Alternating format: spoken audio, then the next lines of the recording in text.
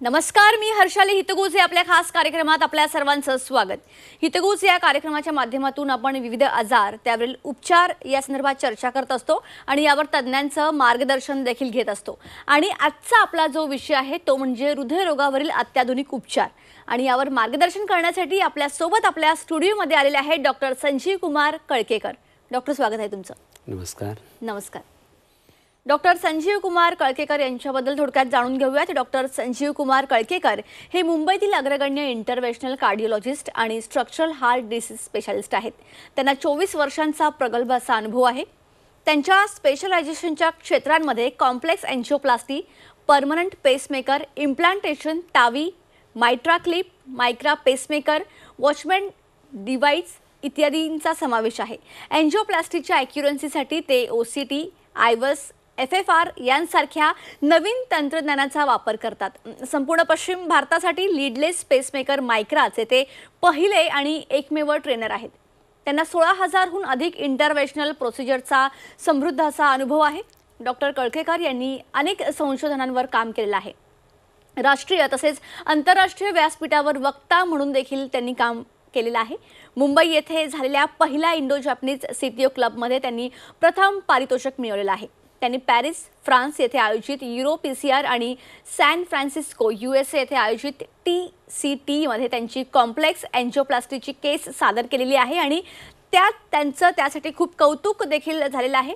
ते Apollo hospital Navi Mumbai येथे पूर्णवेळ हृदयरोग तज्ञ आहेत। ते नियमित मॅरेथॉनपटू देखील आहेत। चला तर विषयाला सुरुवात करूयात। तो डॉक्टर, अपोलो हॉस्पिटलविषयी काही नव्यानं सांगण्याची गरज नाहीच आहे खरं तर, पण अपोलो हॉस्पिटल त्यांच्या हृदयरोग विभागासाठी खूप प्रसिद्ध आहे। तर एक्झॅक्टली तुमच्या कार्डियक केअर सेवा कशा आहेत आणि त्या इतरांपेक्षा कशा वेगळ्या ठरतात? त्यामध्ये पहिल्यांदा सांगायला लागेल, पहिला मुद्दा हा आहे की अपोलो हॉस्पिटल हे JCI अक्रेडेड हॉस्पिटल आहे। जे पूर्ण भारतात बघायला गेलं तर हार्डली 40 ते 50 हॉस्पिटल सध्या अक्रेडेड आहे JCIने। ही हायेस्ट बॉडी ऑफ अक्रेडेशनसाठी बाय USA आहे। त्याच्यामुळे अपोलो हॉस्पिटलमध्ये जे काय होतं ते सर्व काही प्रोटोकॉलनुसार होतं। दुसरा मुद्दा आहे की सर्व काही एका छताखाली आहे। मग तिथं आम्ही एंजिओग्राफी होते, एंजिओप्लास्टी होते, पेसमेकर होतात, वॉल रिप्लेसमेंट होतात, इवन हार्ट ट्रान्सप्लांट पण होतं। त्यामुळे पेशंटला सर्व काही एकाच ठिकाणी भेटतं। आणि त्याहून अजूनही महत्त्वाचं म्हणजे सध्याचं जे आमचं जे हॉस्पिटल आहे ते स्ट्रक्चरल हार्ट डिसीजसाठी फुली इक्विप्ड आहे। म्हणजे आता काही हाय एंड प्रोसिजर निघत आहेत जरा, जसे की तावी, मायट्रा क्लिप, मायक्रा किंवा लॅग डिव्हायसेस, ह्या सगळ्या प्रोसिजर आमच्या अपोलो हॉस्पिटलमध्ये होतात। त्याच्यामुळं अपोलो हॉस्पिटलची खासियत ह्या प्रकारे आहे। ओके, आता आपण डॉक्टर बघतो की दिवसेंदिवस टेक्नॉलॉजी अपडेट होत चाललेली आहे। तर एकंदरीतच हार्टच्या ज्या ट्रीटमेंट्स आहेत त्यामध्ये इन फ्युचर आणखी काय डेव्हलपमेंट्स, आणखी काय अपडेट होतील असं तुम्हाला वाटतं? ह्यामध्ये पहिल्यांदा तर मी इमेजिंग मॉडेलिटीविषयी सांगेल। जसं आपली मोबाईल आहे 2 मेगापिक्सलहून 48 मेगापिक्सल झाले, त्या प्रकारचेच इमेजिंग टेक्निक इम्प्रूव्ह झालेलं आहे। ह्याच्यामध्ये कसं की पूर्वी जेव्हा आम्ही एंजिओप्लास्टी करायचो तेव्हा ते एंजिओप्लास्टी करताना फक्त आमचे व्हिज्युअल बघायचो आणि काय दिसतं त्यानुसार ठरवायचो। पण आता आपल्या केसाच्या साईजचे कॅमेरा झाले जे आम्ही की हृदयाच्या रक्तवाहिन्यामध्ये टाकून देतो आणि ते एकदा टाकले की आम्हाला हृदयाच्या रक्तवाहिन्या पूर्णपणे क्लिअर दिसतात। त्याच्यामुळे आम्हाला कोणत्या साईजचा स्टेंट टाकायचा आहे, त्या स्टेंटची लेंथ किती घ्यायची, डायमीटर किती घ्यायची, किंवा आम्ही एंजिओप्लास्टी करताना कुठलं यंत्र वापरायचं आणि एंजिओप्लास्टी झाल्यानंतर ती खरोखरच किती छान झाली ह्याचं पण इमेजिंग आपल्याला कळून येतं। तर ही त्याच्यामध्ये सुधारणा आहे। दुसरी सुधारणा अशी आहे की पूर्वी वॉलचा जर आजार असेल तर फक्त सर्जरी हा एकमेवच उपाय राहायचा। मग युजली ज्या पेशंटचं वय 70-80च्या वर आहे अशा पेशंटमध्ये सर्जरी करणं फार अवघड राहायचं। मग आता नवीन टेक्निक असे आले की जसे की तावी नावाचं टेक्निक आलेलं आहे, ज्याच्यामध्ये ज्या पेशंटचा वॉलचा आजार आहे, त्यांचा वॉल छोटा झालेला आहे, अशा पेशंटमध्ये आम्ही विदाऊट सर्जरी वॉल रिप्लेसमेंट करतो। तसेच मायट्रा क्लिप नावाची सर्जरी आहे, ज्याच्यामध्ये की पेशंटला जर मायट्रल वॉल रिगर्जिटेशन आहे, ज्याच्यामध्ये सिव्हिअर MR असं म्हटलं जातं, तर अशा पेशंटचं मायट्रल वॉल रिगर्जिटेशन किंवा लिकी वॉल हे अगेन विदाऊट सर्जरी आम्ही बंद करू शकतो। जरीच अजून ह्याच्यामध्ये अजून टेक्निक आहे की पूर्वी आम्हाला पेसमेकर करायचं म्हटलं तर लेफ्ट साईडच्या कॉलर बोनच्या खाली सर्जरी करायला लागायची आणि त्याचं कनेक्शन हार्टला द्यावं लागायचं. पण बऱ्याच वेळेस असं होते की काही पेशंटचं एज जास्त असल्यामुळे किंवा काही पेशंटला सर्जरी नको असते किंवा काही पेशंटला इन्फेक्शन झाल्यामुळे अशा वेळेस पेशंटला पेसमेकर ही सर्जरी नको असते. तर आता नवीन टेक्निक आले की ज्याच्यामध्ये आम्ही विदाऊट सर्जरी हे पेसमेकर पण हृदयाच्या ह्याच्यामध्ये सोडू शकतो. म्हणजे ह्या बऱ्याच गोष्टीमध्ये विदाऊट सर्जरी कसं करता येईल ह्याच्यामध्ये नवीन नवीन इनोव्हेशन झालेलं आहे. ओके. डॉक्टर, थोडक्यात मला तुमच्या सक्सेस स्टोरीबद्दल सांगा, जेणेकरून जेव्हापासून तुम्ही प्रॅक्टिसला सुरुवात केली आणि आता आपण बघतोय की नवीन नवीन टेक्नॉलॉजी आलेल्या आहेत, त्यामुळे रुग्णांच्या आयुष्यात पण मोठे बदल झालेले आहेत. आता पहिलाच उदाहरण देतो. एक 76 इयरचे आजोबा होते आणि त्यांना वॉलचा प्रॉब्लेम झाला. मग त्यांना आम्ही सांगितले की बाबा वॉलचा आजार खूप जास्त आहे, तर आपल्याला सर्जरी करायला लागेल. आता एकतर त्यांची पूर्वीची बायपास झाली होती आणि त्यांचं वय जास्त असल्यामुळे त्यांना सर्जरी करायची नव्हती आणि त्यांचं असं होतं की त्यांना इथूनही 4 पावलं चालले तर त्यांना त्रास व्हायचा. मग त्यांना आम्ही ठरवलं की आपण आता आपल्याला सर्जरी जर तुम्ही नाही म्हणत असाल तर विदाऊट सर्जरी वॉल रिप्लेसमेंट करू. That is called as a TAVI, transcatheter aortic valve replacement. तर आम्ही त्यांची तावी केली आणि आज असं आहे की ते जेव्हा जेव्हा बाहेर फिरायला जातात मला ते फोटो पाठवतात, डॉक्टर साहेब आता मी एवढं चालायला लागलो. म्हणजे ही एक नवीन स्टोरी ज्याच्यामुळे की आम्हाला पण आनंद होतो. दुसरी एक अशीच आजीबाईच होती, तिचं पण एक 70 वर्षाचं वय होतं आणि त्यांना असं होतं की मायट्रल वॉलचं लिकेज होता आणि तो लिकेज एवढा वाढला की त्यांना घरचे बाहेर थोडं बहुत बाहेर चालायला गेले की त्रास व्हायचा. आम्ही 1 वर्षापूर्वी सांगितलं की आपण वॉलची सर्जरी करू, पण कसं आहे की त्यांना पण सर्जरी नको होती. मग असं झालं की काही दिवसानंतर त्यांना घरातले कामं पण करता येत नव्हते. मग अशा वेळेस मग ते तयार झाले की ठीक आहे मी ट्रीटमेंट करते पण मला विदाऊट सर्जरी ट्रीटमेंट पाहिजे.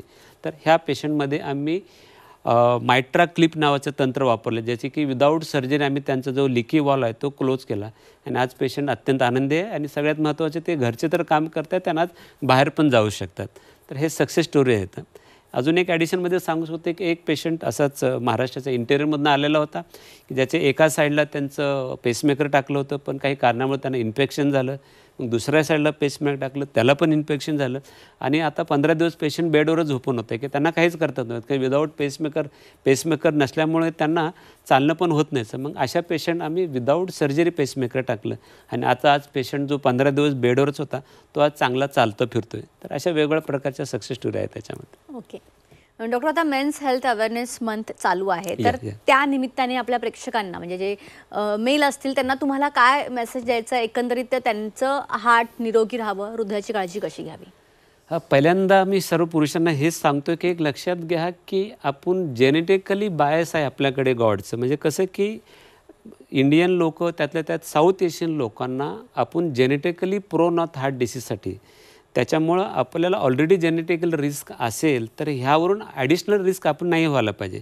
तर काय करायला पाहिजे, एक तर पहिल्यांदा की डाएट कंट्रोलमध्ये लक्ष द्यायला पाहिजे.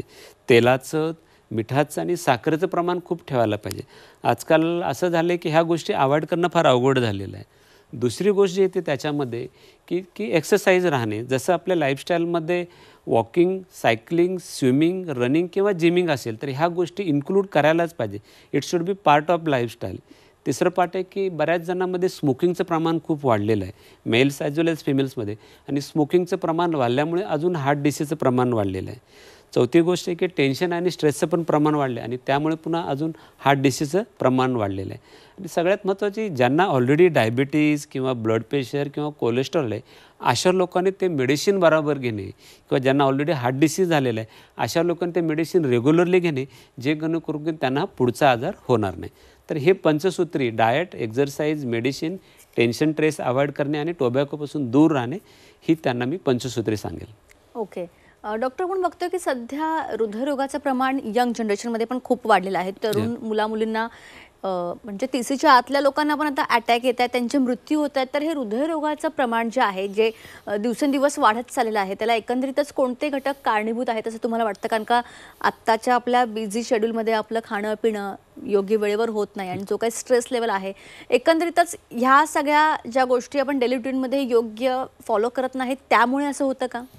यंग एजमध्ये जर अटॅक याचं कारणाचं जर मीमांसा केली तर पहिल्यांदा येतं ते स्ट्रेस फॅक्टर.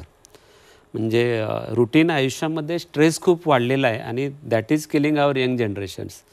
दुसरं कारण म्हटलं तर स्मोकिंगचं फॅक्टर. स्मोकिंग प्रचंड प्रमाणात वाढलेलं आहे आणि ते मेलमध्येच असं नाही, फिमेलमध्ये पण वाढलेली आहे. आणि यंग एजमध्ये जर अटॅकचं कारण शोधायला गेलं तर हे स्मोकिंग आणि स्ट्रेस हे सगळ्यात महत्त्वाचं कारण आहे. पोस्ट कोविडमध्ये आपल्या डाएटमध्ये पण भरपूर फरक पडलेला आहे, एक्सरसाइज नसल्यामुळे हा पण फरक पडलेला आहे.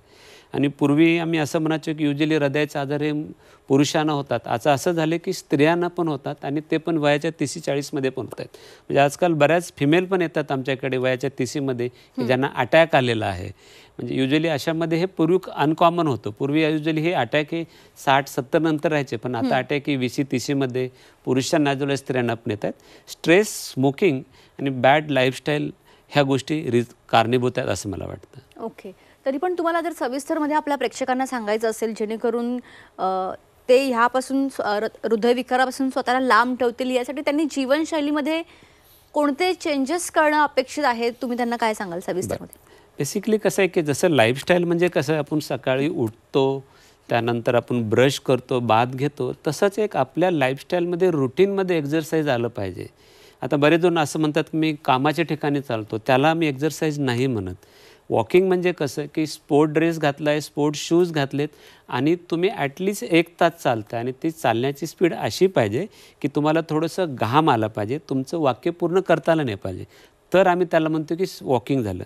दुसरं कारण आहे की ह्या लाईफस्टाईलमध्ये अजून चेंजेस करायचे. ज्यांना कसं की वॉकिंग नको वाटतं त्यांनी रनिंग, सायकलिंग, स्विमिंग करू शकतात. बऱ्याच जणांना जिम आवडत असेल ते जिमिंगमध्ये जाऊ शकतात.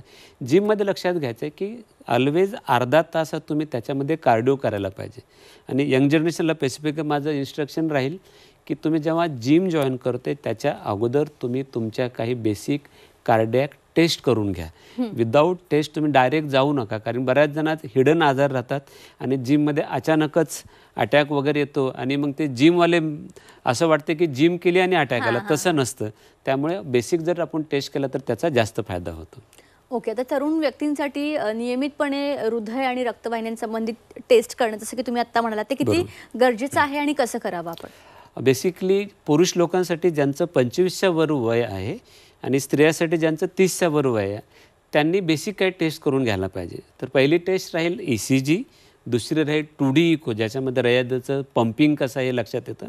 तिसरं आहे ट्रेडमिल टेस्ट किंवा स्ट्रेस टेस्ट ज्याच्यामध्ये पेशंटला ट्रेडमिलवर चालून त्यांच्या हृदयाची कॅपॅसिटी चेक केली जाते. त्यानंतर शुगरची टेस्ट, कोलेस्ट्रॉलची टेस्ट आणि थायरॉईडची टेस्ट, ह्या सगळ्या बेसिक टेस्ट एकदा करायला पाहिजे. ह्या कधी करायला पाहिजे? 25 आणि 30 सांगितलं, पण जेव्हा जेव्हा मेडिकल कॉन्टॅक्टमध्ये जातात तेव्हा हे बेसिक टेस्ट करायला पाहिजे. ह्याच्यामध्ये ॲटलिस्ट 95% लोकांचे आजार लक्षात येतात आणि मेजर काही कॅटास्ट्रॉफी होते त्याच्या अगोदर आपण तो निदान करू शकतो. ओके. तर प्रेक्षकांनो, डॉक्टर संजीव कुमार कळकेकर यांच्यासोबत आमची ही चर्चा अशीच चालू राहील. इथे आपण एक छोटासा ब्रेक घेऊया, लगेच परत येऊया. ब्रेकनंतर आपल्या सर्वांचं पुन्हा एकदा स्वागत. आपल्यासोबत आहेत डॉक्टर संजीव कुमार कळकेकर. त्यांच्यासोबत आपण चर्चा करत होतो. पुन्हा एकदा विषयाकडे वळूयात. तर डॉक्टर, हृदयाचं आरोग्य व्यवस्थित ठेवण्यासाठी आणि हृदय आणि रक्तवाहिन्यांसंबंधित जो काही आजार होतो, जो काही त्रास होतो, तो टाळण्यासाठी प्रिव्हेन्शन म्हणून तुम्ही काय सांगाल? आता प्रिव्हेन्शनमध्ये लक्षात घ्यायचं की ह्याच्यात 3 टाईपचे प्रिव्हेन्शन राहतात: प्रायमरी, सेकंडरी आणि टर्शरी. प्रायमरी प्रिव्हेन्शन म्हणजे कसं की आपल्याला आजारच होणे म्हणून काळजी घ्यायची. म्हणजे कसं की ज्यांना अटॅक आलेला आहे अशा लोकांनी पुन्हा अटॅक येऊ नये ह्याची काळजी घेणं. ज्यांना अटॅक पण आलं नाही त्यांना अटॅक कशामुळे येऊ शकतो, तर डायबिटीज असणे, ब्लड प्रेशर असणे, कोलेस्ट्रॉल असणे किंवा स्मोकिंग असणे, ह्या गोष्टीमुळे अटॅक. तर अशा गोष्टीपासून अवॉइड करणे हे झालं एक प्रकारचं प्रिव्हेन्शन. आणि तिसरं प्रिव्हेन्शन ज्याला म्हणतात की ज्याच्यामध्ये ह्या आजार पण होऊ नये. त्याच्यामुळे प्रिव्हेन्शनमध्ये काय करायला पाहिजे, एक तर आपल्याला डायबिटीज, ब्लड प्रेशर, कोलेस्ट्रॉल हे आजार कसे होणार नाही याची काळजी घेणे.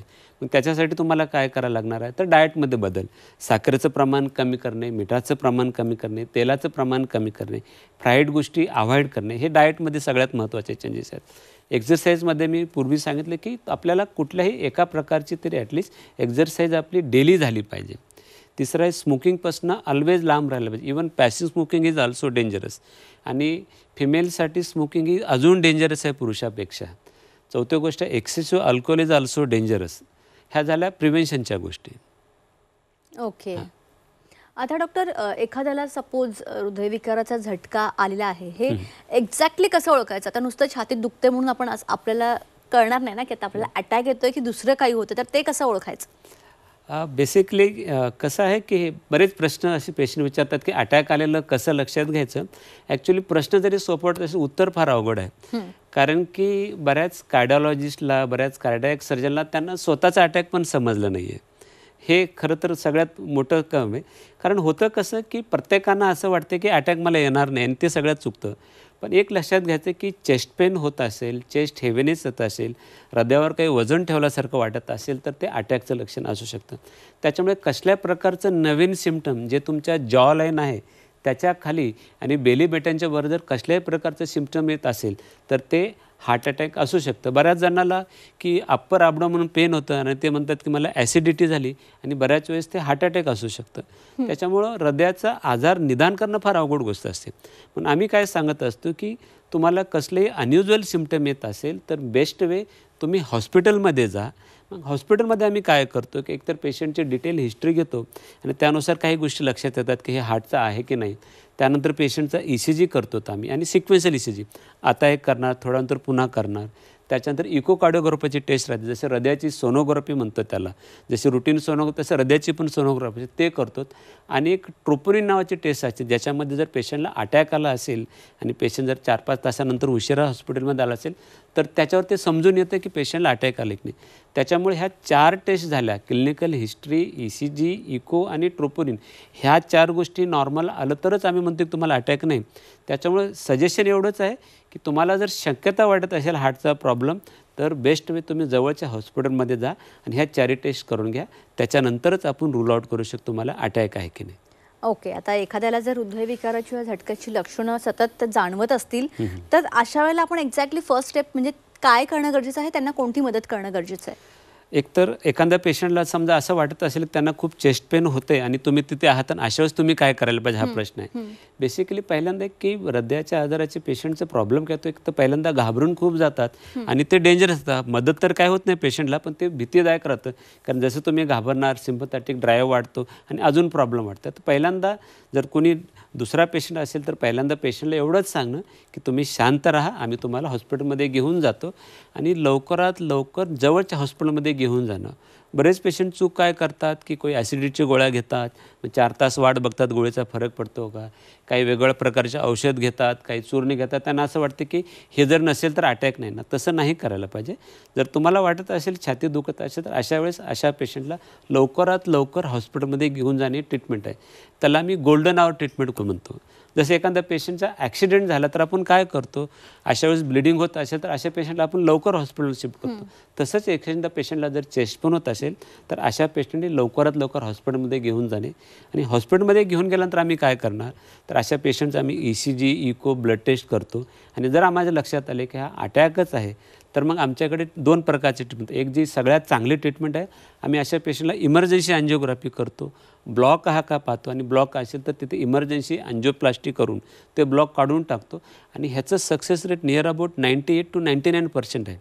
त्याच्यामुळं जर पहिल्या एका तासात जर पेशंटनं ट्रीटमेंट नाही घेतली तर 50% रिस्क ऑफ डेथ राहते. आणि असेच पेशंट जर चांगल्या हॉस्पिटलमध्ये गेले आणि चांगल्या प्रकारे ट्रीटमेंट झाली तर ती रिस्क आपण लेस दॅन 5% पर्यंत आणू शकतो. ओके. डॉक्टर, आणखी एक मला विचारायचं होतं की मेल आणि फिमेल याच्यामध्ये जर आपण हृदयरोगाचं प्रमाण कॅल्क्युलेट करायचं म्हटलं तर दोघांना तितकीच रिस्क आहे की लेडीजला कमी आणि पुरुषांना जास्त, असं काही? आम्ही जेव्हा MBBS करत होतो, मे बी 20-25 वर्षापूर्वीची गोष्ट, तेव्हा आमच्याकडे लिहायचं की हा हृदयरोगाचा आजार जो आहे तो पुरुषांचा आजार आहे, स्त्रियांना प्रोटेक्ट होतं. आणि तसं होतं पूर्वीसारखे, कारण की इस्ट्रोजन हार्मोनमुळे स्त्रियांना युजली आजार व्हायचे नाही. पण आता आपली लाईफस्टाईल एवढी वर्स्ट झाली की lifestyle has overpass the female and male ratio. म्हणजे आता इस्ट्रोजनचं प्रोटेक्शन होत नाही. आणि आताच्या काळामध्ये 30मध्ये 32मध्ये पण आमच्याकडे फिमेल येत आहेत. तसं तरीसुद्धा टिल मेनोपॉज होत नाही, म्हणजे जोपर्यंत मासिक पाळी थांबत नाही तोपर्यंत स्त्रियांना रिस्क थोडी कमी आहे. एकदा का मेनोपॉज झालं की त्यांची रिस्क एक्सपोन्शियली वाढत जाते. त्याच्यामुळे तुम्ही असं डिफरन्शियल नाही करायला पाहिजे, दोघांनाही रिस्क जास्त आहे. आणि एक लक्षात घ्यायचं की जसं स्त्रियांपेक्षा त्यांचे रिस्क फॅक्टर हे फार डेंजरस राहतात. सगळ्यात महत्त्वाचं यामध्ये कसं की एखादा स्त्रियाला जर चेस्ट पेन होत असेल तर ते लगेच हॉस्पिटल नाही जात. म्हणजे ती कोणाच तरी वाट बघेल, मग त्याच्यात वेळ जाईल, त्याच्यात फार नुकसान होऊ शकतं. आणि बऱ्याच वेळेस स्त्रियांचे सिम्पटम तेवढे क्लासिकल नसतात. म्हणजे एखाद्या पेशंट स्त्रियांना असं typical chest pain non specific symptom राहू शकतं आणि त्यांना हार्टचे पण प्रॉब्लेम राहू शकतात. आणि स्त्रियांकडे म्हणजे निदान करताना पण बऱ्याच चुका होतात की हे त्यांचे सिम्पटम क्लासिकल नसल्यामुळे चुका पण होऊ शकतात. त्याच्यामुळे हे दोघांनाही कॉमन आहे आणि दोघांनी काळजी घ्यायला पाहिजे असं सांगेन. तुम्ही या ठिकाणी याला खूप चांगलं मार्गदर्शन केलं, त्यासाठी तुमचे मनापासून धन्यवाद. थँक्यू. तर प्रेक्षकांनो, आज आपल्यासोबत स्टुडिओमध्ये होते डॉक्टर संजीव कुमार कळकेकर. हृदयरोगावरील अत्याधुनिक उपचार पद्धती काय आहेत, त्याचबरोबर आपल्या हृदयाची काळजी कशी घ्यायची, कोणत्या टेस्ट करणं गरजेचं आहे, या सर्व विषयावर अतिशय उत्कृष्ट असं मार्गदर्शन डॉक्टरांनी केलेलं आहे. तुम्हाला या संदर्भात अधिक माहिती हवी असेल, डॉक्टरांसोबत कनेक्ट व्हायचं असेल, तर तुम्हाला स्क्रीनवरची वेबसाईट आणि कॉन्टॅक्ट नंबर दिसत आहेत, त्याद्वारे तुम्ही यांच्याशी कॉन्टॅक्ट करू शकता. कार्यक्रमात आता वेळ झाली इथेच थांबण्याची. ताज्या बातम्यांकरिता पाहत रहा C24 तास.